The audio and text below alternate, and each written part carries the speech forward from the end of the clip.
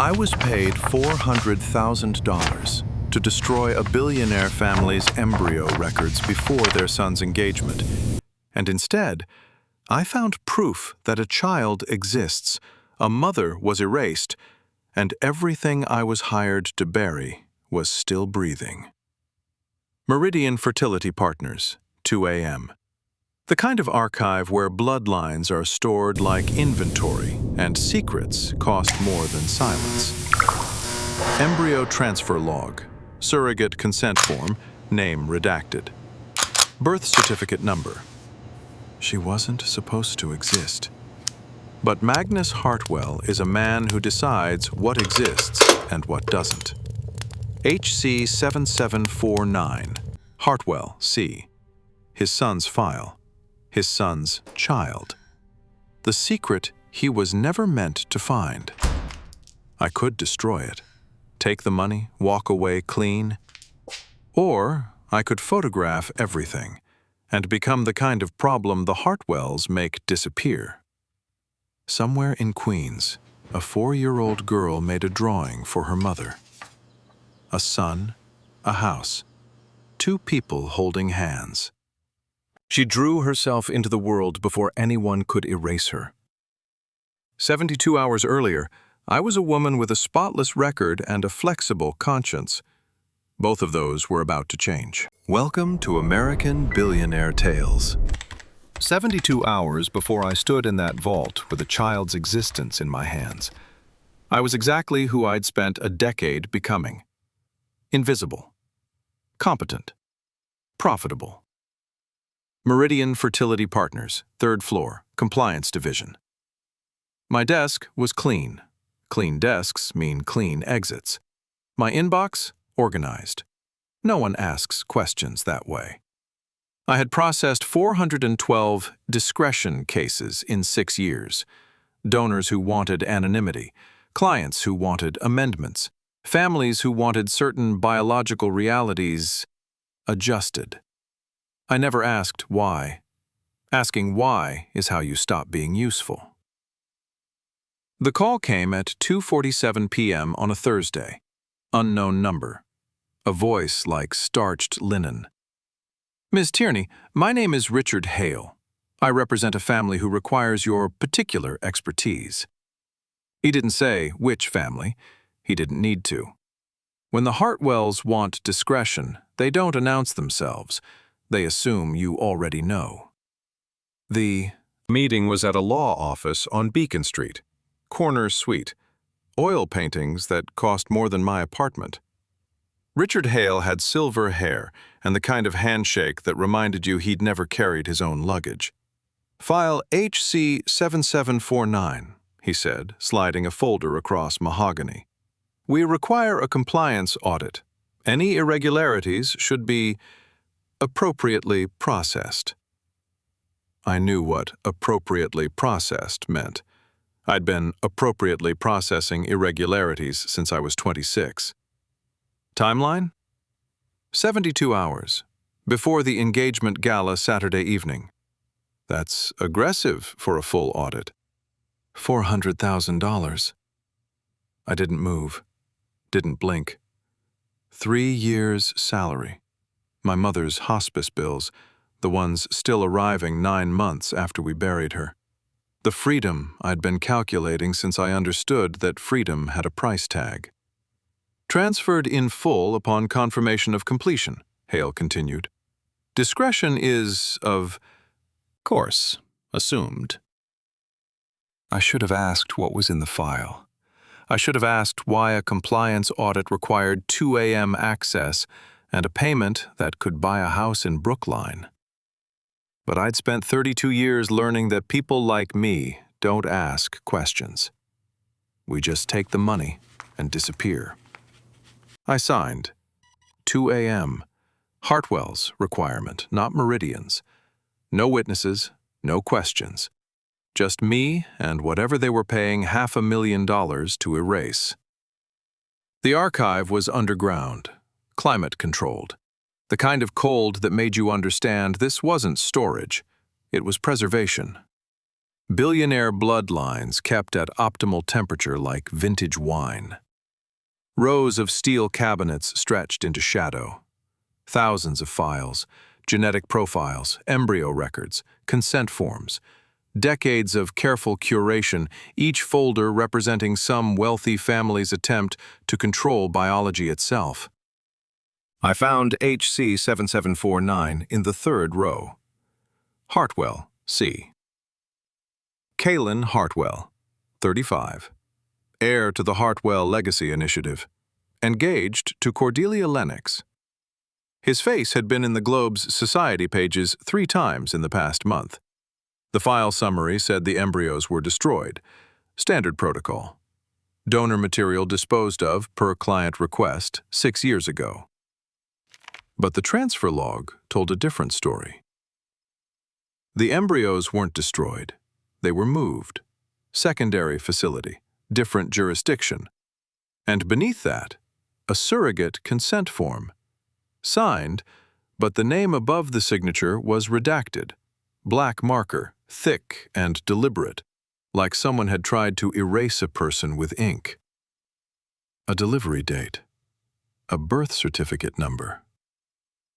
I sat there in the fluorescent hum, frost forming on the cabinet edges, and I did the math. August 15th, 2019. A child. A daughter. Now 4 years old.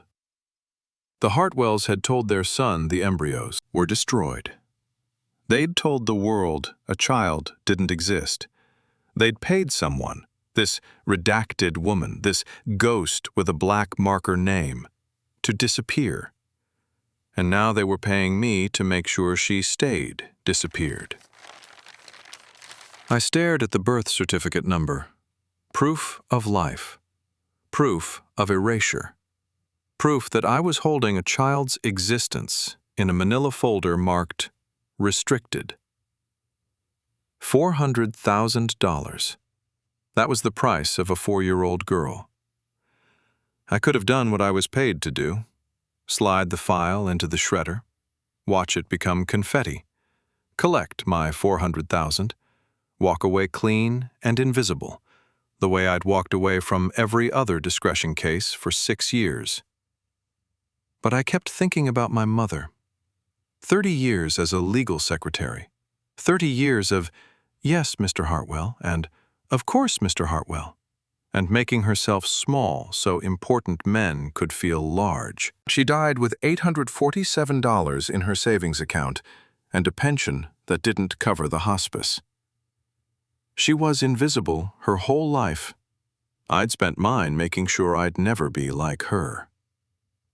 And here I was, about to make another woman disappear. I photographed everything, every page, every transfer log, every redacted signature, every date that proved a child was born when the official records said nothing happened. My hands were steady. My breath was not. I sealed the file back in the cabinet, didn't destroy it, bought myself time with a lie I was already regretting. Mr. Hale, there are irregularities in the documentation. I'll need 48 additional hours for proper review. Silence on the line. Then Richard Hale's voice, colder now. One moment. A new voice, deeper, the kind of voice that expects obedience. Ms. Tierney. Magnus Hartwell. I'd never heard him speak, but I knew. I trust there won't be delays. Everything is under control, Mr. Hartwell. Good. You're being paid very well to have a very short memory. I suggest you earn it. I stood there in the cold vault, phone in one hand, evidence on the other, and understood 3 things. I had just lied to one of the most powerful men in Boston. I had 48 hours before he discovered I hadn't followed orders. And I had no idea what I was going to do next. I should have noticed him sooner. The heir to the Hartwell Legacy Initiative doesn't blend into crowds. 6'1", steel blue eyes, the kind of jawline that photographs well. I'd seen his engagement photos in the Globe, Kaylin Hartwell and Cordelia Lennox. Perfect people with perfect lives, performing perfect happiness for the society pages. But when I walked out of Meridian the next morning, he was waiting by the elevator bank, watching. Staff like he was counting something. He noticed me notice him. I took the stairs to the parking structure, told myself it was faster, told myself I wasn't running. His voice found me at my car. "Who hired you?" I turned. He was 10 feet away, hands in the pockets of a cashmere coat that cost more than my monthly rent, breath visible in the cold December air. "I'm sorry?" "Your badge is temporary. You're not on staff. You've been here twice in the last 24 hours, both times after hours." "Who hired you?" He was good. He'd been watching longer than I realized. "I'm a compliance consultant. Meridian contracts with..."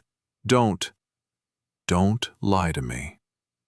He stepped closer, not threatening, something worse. Tired, desperate in a way that didn't match the cashmere, or the jaw, or the engagement ring glinting on his left hand. "If my family hired you, I need to know why, because they never tell me anything real." The words hit like cold water. He wasn't threatening me. He was asking for truth, begging for it almost. This man who had everything except the one thing that mattered. I thought about the file, HC 7749, his name on the genetic material. A child reduced to a birth certificate number. Parents paying $400,000 to make sure he never knew. "I can't help you," I said. I got in the car, closed the door, drove away without looking back.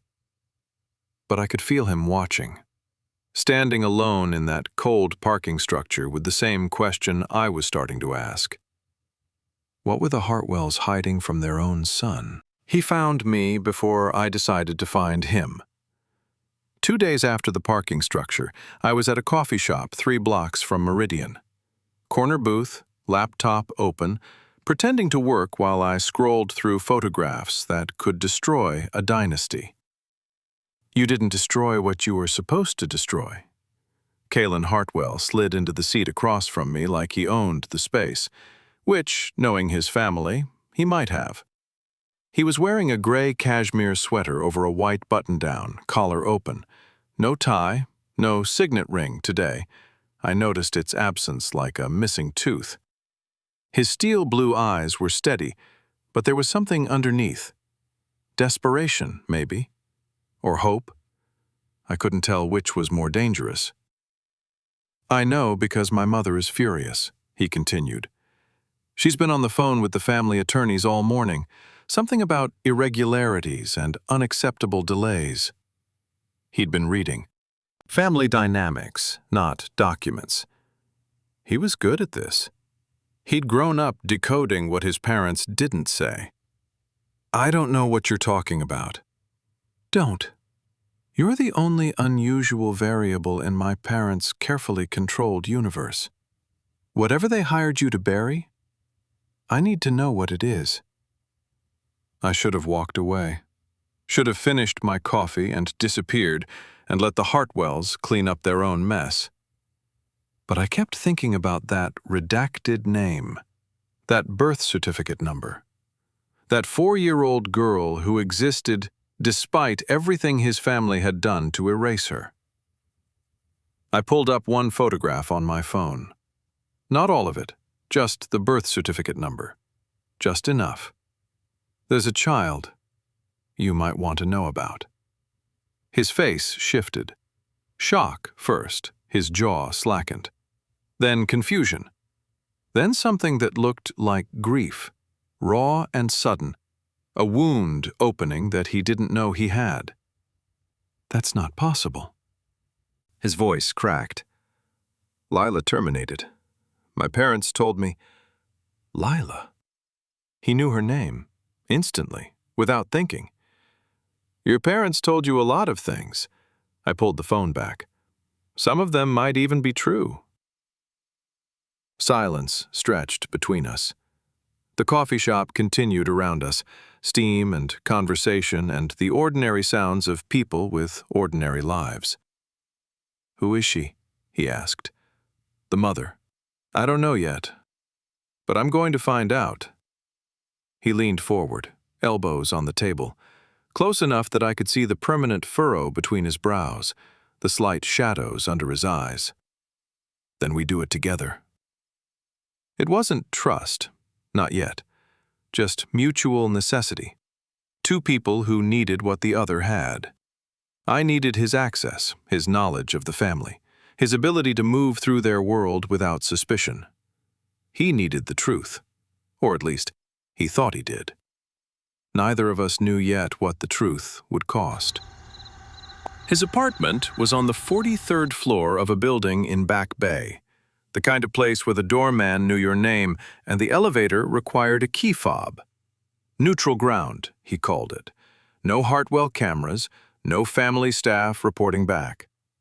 I sat on a leather sofa that cost more than my car, laptop balanced on a coffee table made of glass and reclaimed wood, and listened to Kaylin Hartwell dismantle 6 years of comfortable lies.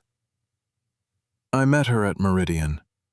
He stood at the window, back to me, looking out at the city his family helped build. Gray cashmere sweater, same as the coffee shop. He hadn't gone home to change. She worked in records, not compliance, something administrative. I don't even remember her title. But you remember her. I remember everything about her. Lila Reyes, 27. Brown eyes that saw through every wall I'd ever built. The first person who looked at me and didn't see the Hartwell name first. He turned. The city glittered behind him, 43 floors of empire, and he looked smaller than I'd ever seen him. We were together for 8 months. I was going to tell my parents. He stopped, jaw tight. Then she got pregnant. I waited. This was the part that mattered. My parents handled it. The words came slowly, like he was pulling them from somewhere deep.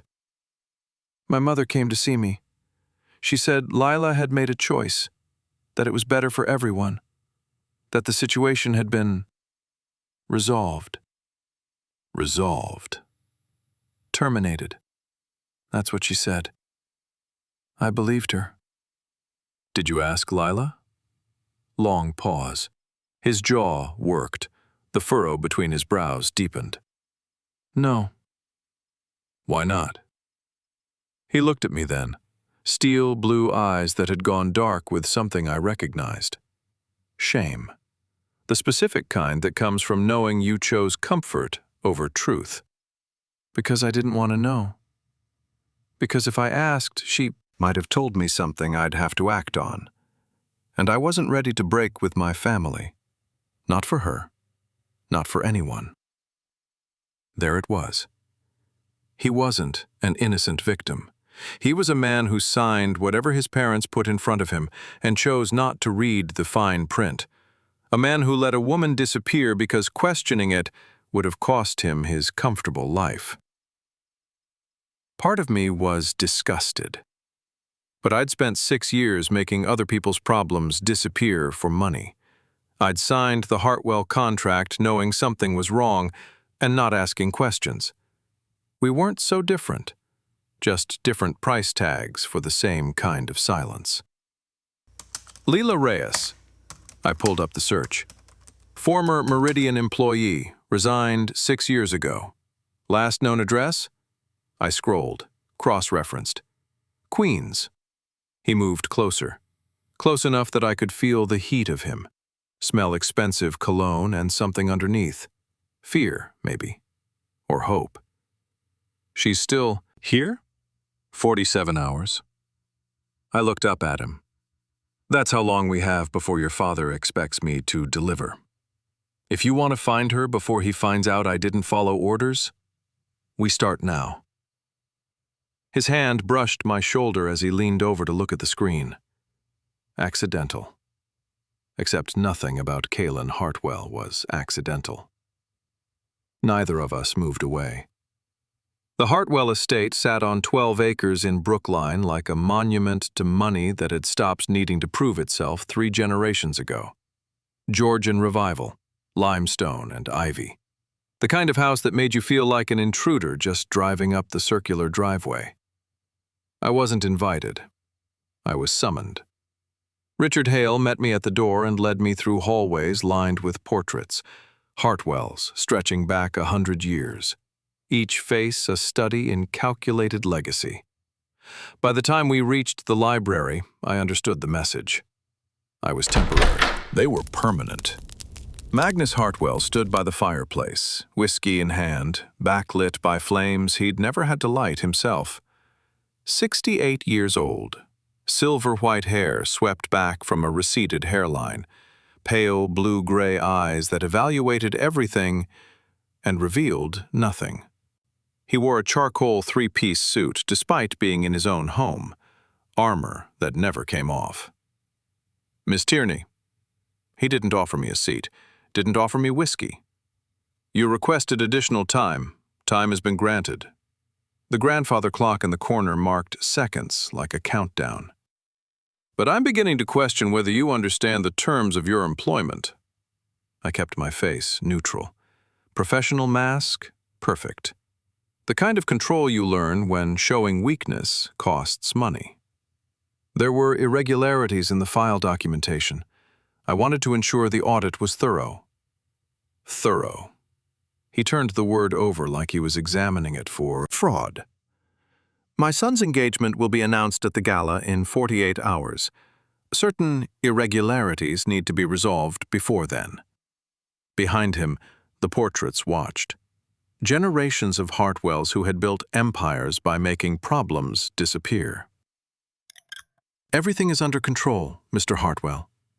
He moved closer, not threatening, worse, confident. The way a man moves when he's never lost. "I hope so. You're being paid very well to have a very short memory, Ms. Tierney. I suggest you earn it." The threat was elegant. No raised voice, no explicit consequences, just the weight of a family that had been erasing people since before I was born. I thought about Lila Reyes. Redacted, erased, paid to disappear. I wondered how many others there had been. I made it to the gate before my hands started shaking. "Kaylin," I gripped the steering wheel. "We have 48 hours. Your father just made that very clear." Silence on the line. Then his voice, lower now. "What do you need?" I needed a lot of things. I needed to not have taken this job. I needed to not have photographed that file. I needed to be someone who could walk away from a 4-year-old girl who existed only in redacted documents and birth certificate numbers. I need to find Lila Reyes before your parents find out I didn't follow orders. Then we find her. Tonight. By 2 a.m., his apartment had become a war room. Documents spread across the glass coffee table, consent forms, transfer logs, payment records I'd photographed from Meridian's secondary files. The paper trail of a family that believed money could make anything disappear. Kaylin sat on the floor across from me, sleeves pushed up on his gray sweater, collar unbuttoned, tie long gone. He looked nothing like the society pages. He looked human. Exhausted. Real. "Walk me through it again," he said, rubbing his eyes. The transfer log. 6 years ago, October 2018, Embryos moved from Meridian's primary vault to a secondary facility in New Hampshire, off the books. The file summary says destroyed, but the transfer log says otherwise. And the surrogate consent form? Signed, but the name is redacted. I pulled up the photograph on my laptop. Someone carried those embryos to term. Someone gave birth to a child the Hartwells wanted erased. He stared at the screen. The permanent furrow between his brows had deepened over the past hours. The shadows under his eyes looked carved now. There's something else. I scrolled to a document I'd been saving. Payment authorization. 5 years ago, October 2019. His jaw tightened. $2 million. I turned the laptop toward him. Signed by Constance Hartwell. Recipient redacted. He stared at his mother's signature. Clean and practiced, the handwriting of a woman who'd learned to make unpleasant things look elegant. Same month, Lila resigned. I let that sit. Your mother paid someone $2 million to disappear, Kaylin. That's not a severance package. He didn't speak. I watched him process it. The realization that his mother wasn't just complicit, she was the one who executed the erasure. Magnus gave the orders. Constance made them happen. I thought... He stopped. I thought my father was the one who... Your father is the face. Your mother is the hands. Silence stretched between us, thick with the unsaid horrors of family. I should have pushed, should have kept digging, but I was exhausted. The kind of tired that settles into your bones after days of running on adrenaline and coffee and the sickening certainty that you're in too deep to walk away. My head dropped to my hand, just for a moment, just to rest my eyes.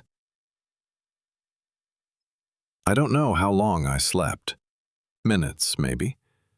Long enough for the city lights to blur into warm darkness. When I opened my eyes, he was still there, watching. Not the documents, not the laptop. Me. His steel blue eyes had lost their edge, something unguarded in his expression. Tenderness, maybe, or something more dangerous. The curve of my neck, the way exhaustion had softened my edges. I could see him cataloging all of it. I sat up, heart suddenly pounding. Neither of us spoke. He didn't look away. Neither did I. The distance between us on that coffee table, papers and photographs and evidence of his family's crimes, felt like nothing. Like one movement could collapse it entirely. I looked at the screen. The moment broke. More records just decrypted, I said, too quickly. Secondary files from the New Hampshire facility. Something had shifted, and neither of us pretended otherwise. Dawn was bleeding through the windows when I found it. The New Hampshire facility records had decrypted overnight. Consent forms, transfer authorizations, medical releases. The paper trail that connected Meridian's vault to whatever facility had housed the surrogate who carried Rosalie. I scrolled through them methodically, coffee cold beside me. Kaylin asleep on the couch, one arm over his eyes, chest rising and falling in the rhythm of someone who hadn't slept properly in days. And then I stopped scrolling. Consent form for embryo storage and transfer, dated October 2018.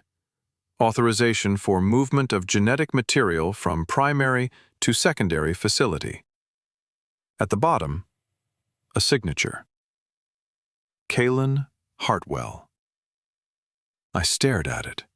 His handwriting, his name. 5 years ago, he'd signed this document.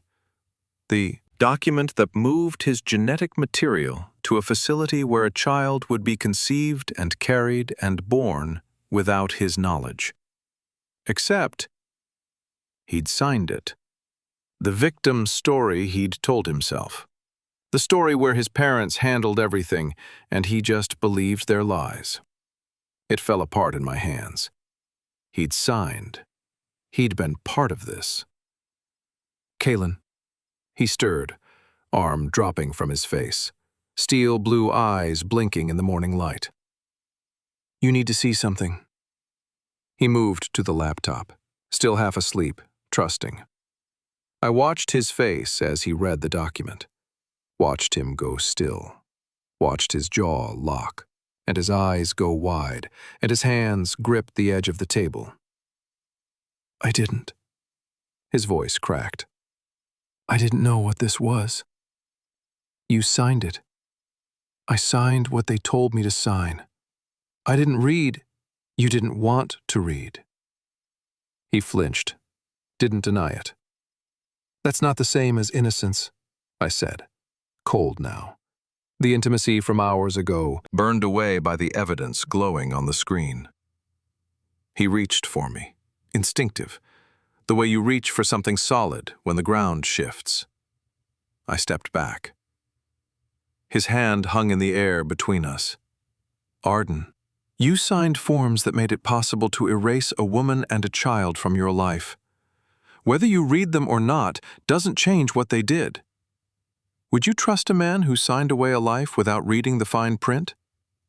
Would you trust yourself, knowing you'd spent 6 years making other people's problems disappear for money?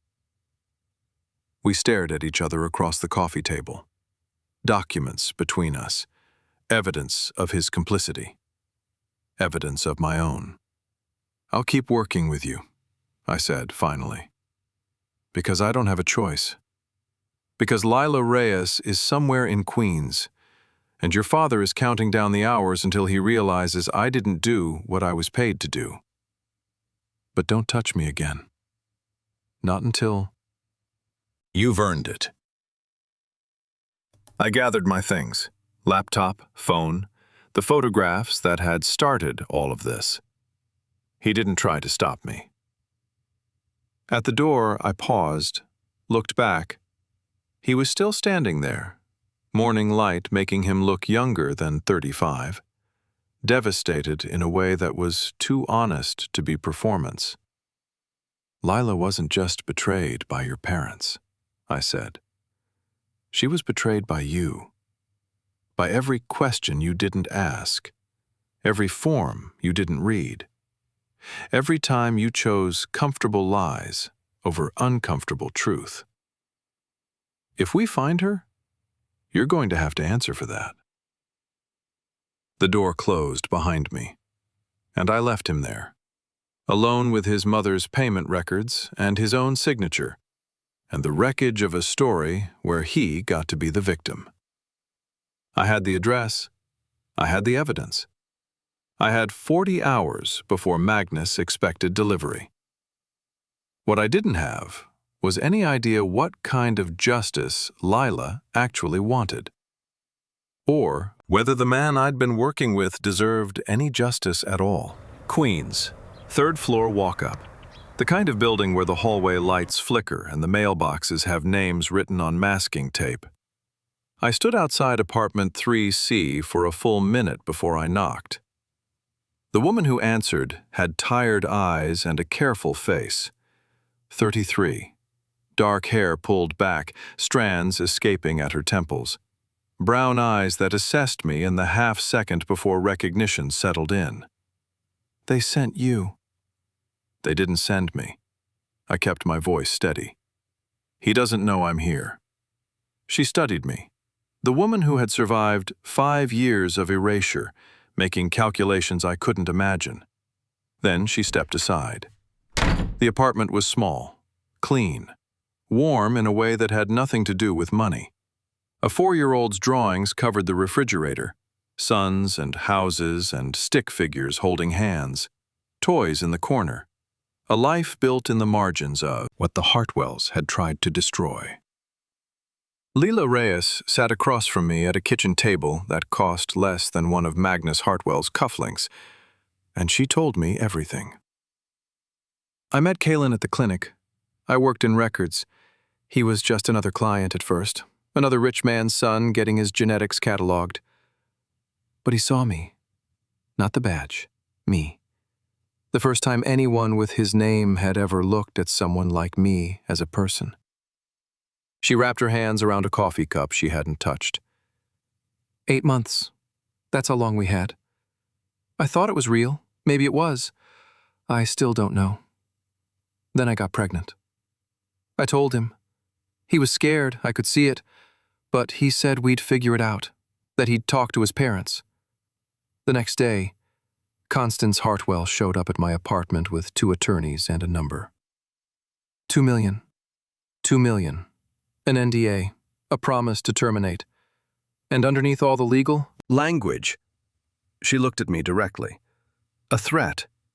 Take this or we take everything. You'll never work again.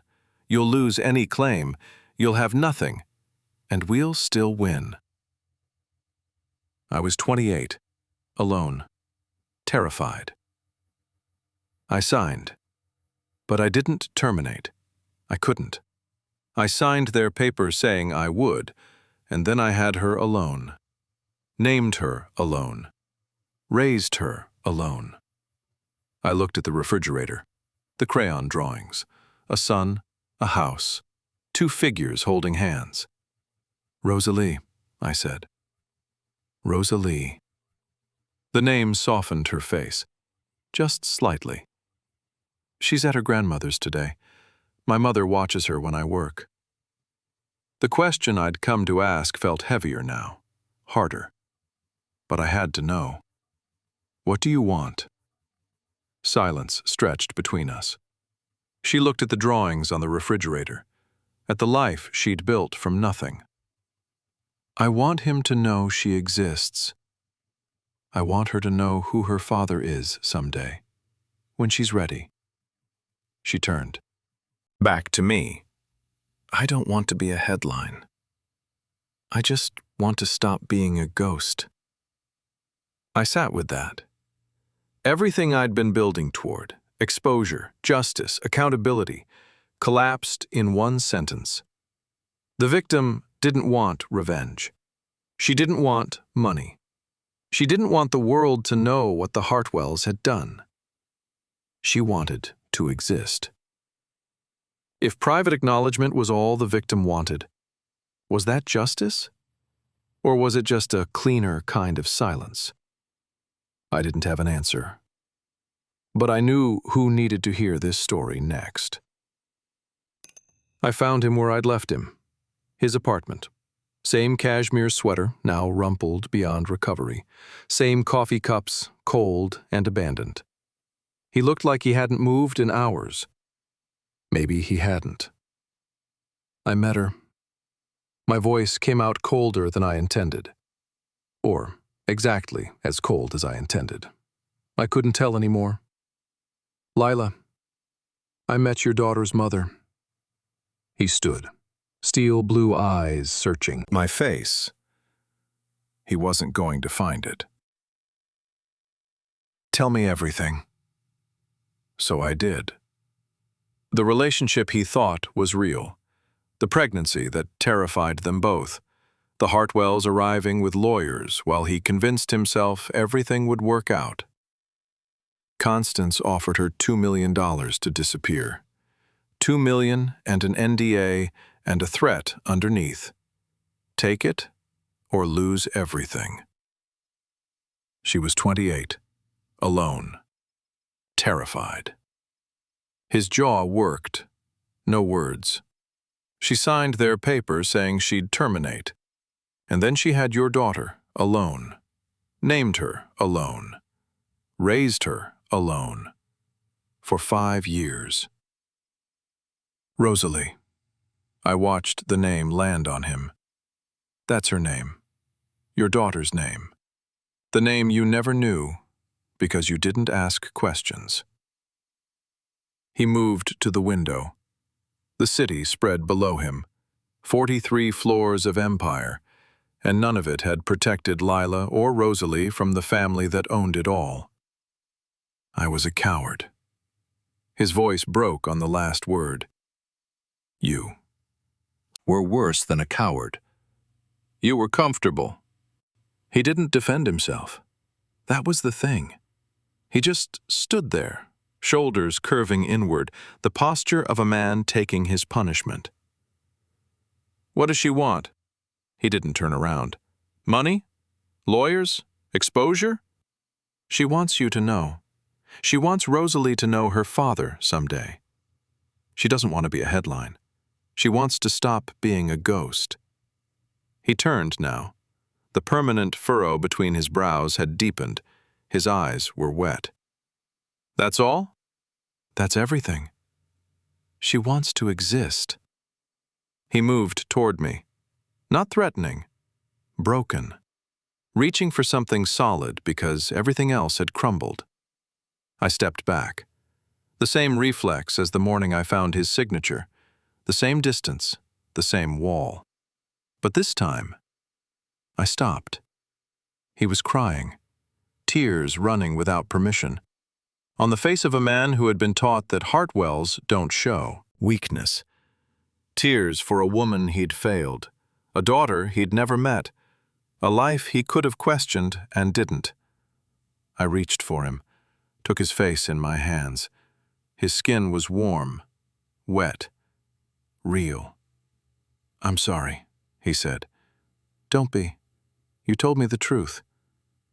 Everyone else told me lies." We stood there, forehead to forehead. Not forgiveness, not yet, but something. Understanding, maybe, or the beginning of it. The rupture hadn't healed, but it had stopped bleeding. My apartment at 3 a.m., laptop open on the kitchen table, evidence spread across the screen like a verdict I hadn't yet delivered. 15 hours until the gala, until Magnus expected completion, until the Hartwells discovered I'd failed the assignment and came for whatever was left of my career. I stared at the options. Option A, expose everything publicly. Justice in the traditional sense. The world learns the Hartwells erased a child. Lila vindicated. Magnus and Constance destroyed. But Lila becomes a headline she doesn't want. Rosalie grows up in a spotlight she doesn't deserve. The Hartwell Legacy Initiative, 12,000 fertility access grants for families who can't afford treatment, collapses overnight. Kalen's name destroyed. His complicity, however passive, becomes public record. And me? Whistleblower. Famous. Unemployable. Possibly legally exposed for breach of contract, theft of confidential records. Who knows what else the Hartwell attorneys would find. Option B. Destroy the file. Take the money. Walk away. $400,000 in exchange for silence. Rosalie never knows her father. Lila stays erased. The Hartwells win. And I become exactly what I swore I'd never be. Another ghost who cleaned up a rich family's mess. Another invisible woman in a long line of invisible women, paid to forget. I thought of my mother. 30 years of, "Yes, Mr. Hartwell." She died. Invisible. If I took this money, I'd live that way too. Option C. Force a private reckoning. Give Kalen everything. Let him confront his parents. Force acknowledgment without exposure. Lila gets what she wants, quietly. Rosalie gets a chance at knowing her father. The foundation survives. The 12,000 grants continue. But is private justice actually justice, or just a better lit cage? I sat there in the blue-white glow of my laptop, evidence of crimes and cover-ups scrolling past, and I tried to find the option that didn't make me complicit in something. There wasn't one. If I exposed the truth, I destroyed Lila's wishes. If I buried the truth, I destroyed myself. If I forced a private reckoning, I handed everything to a man who admitted he'd spent 5 years choosing comfortable lies. What did it say about me that I was considering trusting him anyway? Maybe it said I was tired of making other people's problems disappear. Maybe it said I wanted to believe people could change, even Hartwells, even heirs who signed without reading. Or maybe it said I was already too far gone, too invested in his redemption to see clearly. The gala was in 15 hours. My phone sat next to the laptop. Dark. Waiting. I had to decide. 6 a.m., 12 hours before the gala.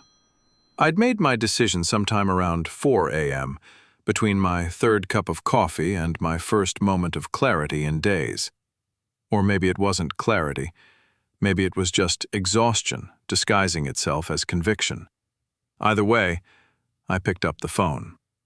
"I'm giving you everything." Silence on the line. Then Kaylin's voice, rough with sleeplessness. "What?"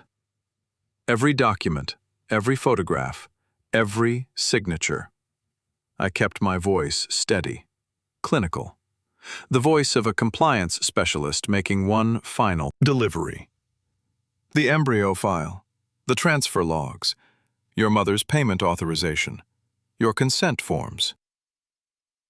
"Why?" I stared out my kitchen window. Brooklyn, pre-dawn. The kind of light that shows every truth. Because Lila doesn't want a headline.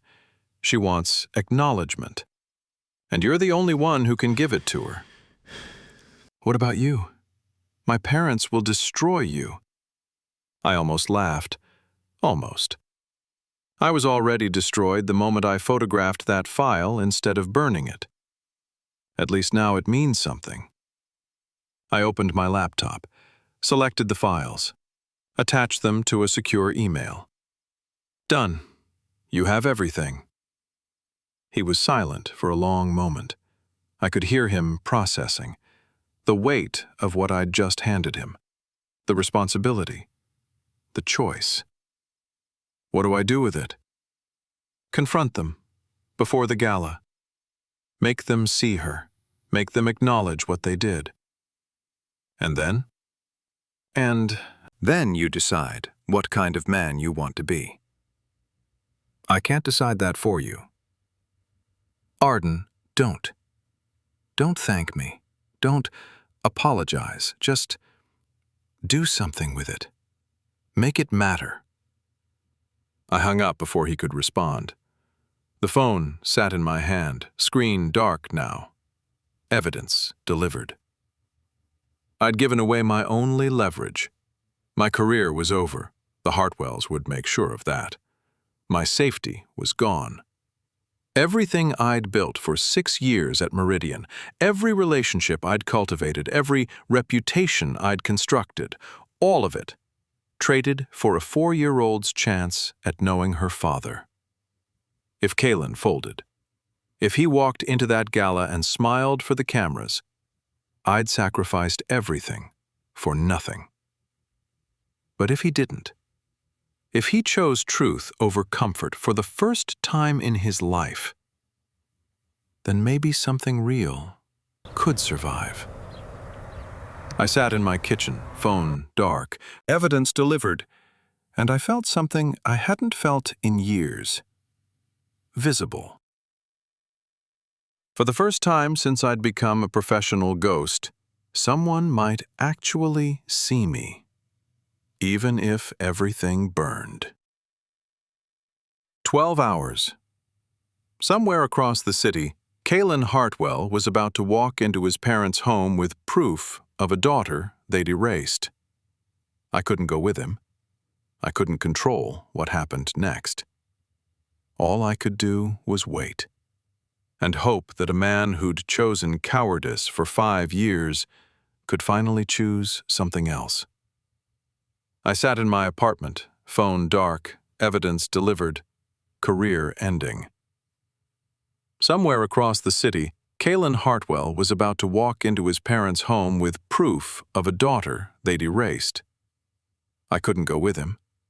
All I could do was wait, and hope that a man who'd chosen cowardice for 5 years could finally choose something else. 12 hours until the gala. 12 hours until the Hartwells announced their son's engagement to the wrong woman. 12 hours until everything either changed or stayed exactly the same. He called at 4 p.m., 6 hours before the gala. "I'm going." I need you to come with me. Not inside, I have to do that alone. But I need to know you're there. I should have said no, kept my distance. I'll drive, I said. The Hartwell estate looked different in late afternoon light. Less like a monument, more like a mausoleum. Limestone and ivy, 12 acres of legacy, and inside it, a man about to burn it all down. Kalen sat in the passenger seat, file in his lap. The photographs, the consent forms, his mother's signature, his own. I should go in alone. I know. I'll be here. He looked at me, steel blue eyes that had spent 35 years being told who to be. This was the first decision that was entirely his. He got out.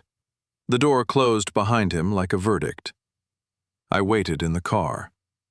The sun moved across the sky. Shadows lengthened across the circular drive. I watched the windows of the library, warm, amber light behind the curtains, 3 silhouettes, then movement.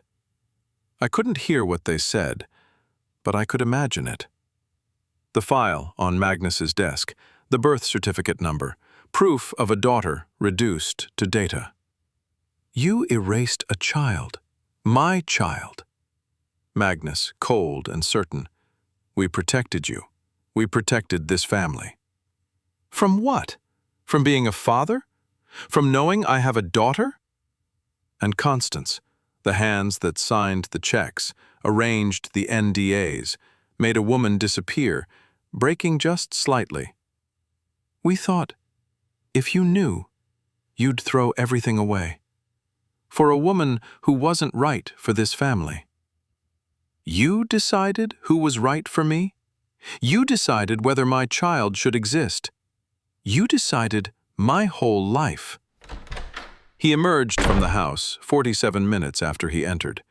I knew before he reached the car. It was in the way he walked. Not defeated, but broken. Shattered in the places that had held the performance together for 3 decades. He got in, closed the door, stared straight ahead. His hands were shaking. I didn't ask what happened. I could see it on his face. The cost of saying what he'd been too comfortable to say for 5 years. I reached across the console, took his hand, held it. We sat there as the sun set over the Hartwell estate. The windows of the library still glowed amber. Inside, Magnus and Constance would be calculating damage, arranging spin, deciding how to explain their son's absence from his own engagement gala. But Kalen wasn't inside anymore. For the first time in his life, he was on the outside, where Lila had been, where Rosalie had been, where I had been my whole career. Sometimes being outside is the only honest place left. That evening, the Hartwell Legacy Initiative's annual gala proceeded without its heir. Magnus and Constance made their entrance, made their speeches, made their excuses. Family emergency, the society pages would speculate. The foundation would survive. 12,000 fertility access grants wouldn't be canceled because one heir had chosen his daughter over his name. Cordelia Lennox waited for an explanation that never came in person. Kalen called her from my apartment. It wasn't ideal, but there was no clean way to end something that had never been real. I heard his side of the conversation from the kitchen. Her voice, tinny through the phone, cycling through shock, hurt, then something that sounded almost like relief. I thought we were building something real, she said. So did I. But I was just the next Hartwell. You deserved someone who chose you. I never did. She hung up. He stared at the phone. He arrived at my apartment that night still wearing the cashmere coat from confrontation, still carrying the weight of what he'd said and what he'd lost. It's done. He stood in my doorway, exhausted to the bone. Cordelia knows. My parents know. The gala happened without me. The foundation is intact, for now. And Rosalie? His face shifted, something softer beneath the devastation. I'm meeting with Lila tomorrow. Neutral ground, at her pace. What are you going to tell her? That I'm sorry I didn't know. That I should have asked questions. That I want to know my daughter, if she'll let me. I looked at him. This man who had spent 5 years choosing comfortable lies, who was now choosing uncomfortable truth, one confession at a time. You're going to have to earn it. I know. So am I. I was talking about both of us now. Him earning Lila's trust, her learning to trust him, and me, learning to trust that a man who chose cowardice for 5 years could choose something else. He moved toward me, slow, careful, not assuming. I didn't step back. He took my face in his hands. His palms were warm, his fingers trembled slightly. Foreheads touched, breath mingling. Thank you, he said, for telling me the truth. Everyone else lied. You could have lied too. Would have been easier. Easier never mattered to me. I just wanted it to mean something. He kissed me, soft, tentative, the kiss of a man who wasn't sure he deserved anything but was trying anyway. I kissed him back. Not heat, not urgency, just two people who had survived something together, finally allowing themselves to acknowledge what had been building beneath the investigation and the rupture and the waiting. 6 months later, morning light filled my Brooklyn apartment, gold and forgiving, the kind of light that doesn't hide anything. The apartment was smaller than the one I'd left behind, simpler, real. 2 coffee cups on the counter, his shirt draped over my chair. I stood at the refrigerator, holding something in my hands, a child's drawing, crayon on white paper, a bright yellow sun, a simple house with a red door, 2 stick figures holding hands, one tall, one small. Kaylin appeared in the doorway, watching me. She made that for you, he said. Lila sent it. I looked at the drawing, this small thing, this proof of existence. She's good with colors. She's good with everything. She has her mother's eyes. I pinned the drawing to the refrigerator, right next to my business card. Arden Tierney, independent ethics consultant. Smaller clients now, less money, more meaning. The Hartwells blacklisted me from every major compliance firm. 6 years of discretion ended the moment I photographed that file instead of burning it. I never got paid. $400,000 vanished like the ghost I refused to become. But Rosalie knows her father now. Kaylin created a private trust for her and Lila. $5 million. Education, security, no strings. He meets Rosalie every week, supervised, careful, at Lila's pace. He's learning to be a father 4 years late. He broke from the Hartwell Foundation board, building something new. His own grants, his own name. Magnus and Constance aren't prosecuted. They're just cut off. Kaylin stopped speaking to them the night of the confrontation. The Hartwell Legacy Initiative survived. 12,000 fertility access grants continue. No public scandal. No headlines. Is private acknowledgment justice? Or is it just a better lit cage? I don't know the answer. I've stopped trying to find one. Kaylin moved behind me. His arms wrapped around my waist, his chin rested on my shoulder. I leaned into him. The warmth of someone who tells me the truth. Is it enough? I asked. Not about the drawing. About everything. He was quiet for a long moment, looking at the refrigerator, the crayon sun, the business card, the life we'd built from the wreckage of comfortable lies. It has to be. She exists, we know. That's more than nothing. That's more than most ghosts get. I didn't answer.